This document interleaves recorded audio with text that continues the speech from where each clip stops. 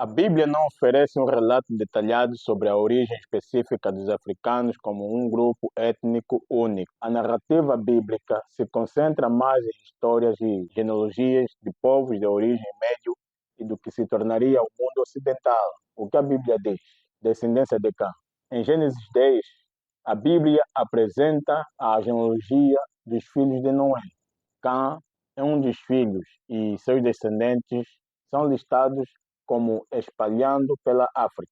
No entanto, essa divisão é bastante generalizada e não se aprofunda em detalhes sobre as diversas culturas e etnias africanas. A maldição de Cã. Em outro episódio, Cã é visto como tendo desrespeitado seu pai Noé. Como resultado, Noé profere uma maldição sobre Canaã, um dos filhos de Cã. Essa história tem sido interpretada de diversas maneiras ao longo da história e alguns utilizam para justificar a escravidão associando os descendentes de Cã aos povos africanos. É importante ressaltar que essa interpretação é controversa e não é consensual entre os estudiosos bíblicos. A dispersão das nações. Após o dilúvio, a Bíblia descreve a dispersão das nações a partir da Torre de Babel. Embora não haja uma correspondência direta entre os povos mencionados nessa narrativa e os grupos étnicos africanos, a ideia de uma diversidade de povos originários de um ancestral comum é apresentada. Diversidade genética. Estudos genéticos mostram que a África é o berço da humanidade e que a diversidade genética humana teve origem nesse continente.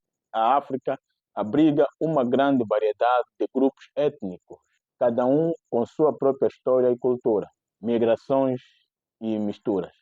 Ao longo da história, houve diversas migrações e misturas entre diferentes povos na África, o que contribuiu para a complexidade genética e cultural da região.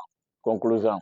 A Bíblia oferece uma visão geral e simplifica sobre a origem dos povos, incluindo os africanos, mas não oferece um quadro completo e detalhado.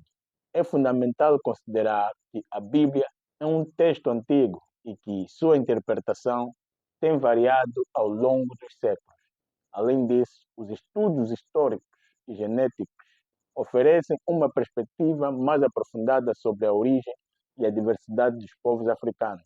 É importante abordar o tema da origem dos africanos com sensibilidade e respeito à diversidade cultural e histórica do continente. Gostarias de saber mais sobre alguns aspectos específicos? Clica assim nos comentários e eu trarei mais detalhes sobre a origem dos povos africanos. Eu sou o missionário Domingos e esse é o programa Voz do Evangelho.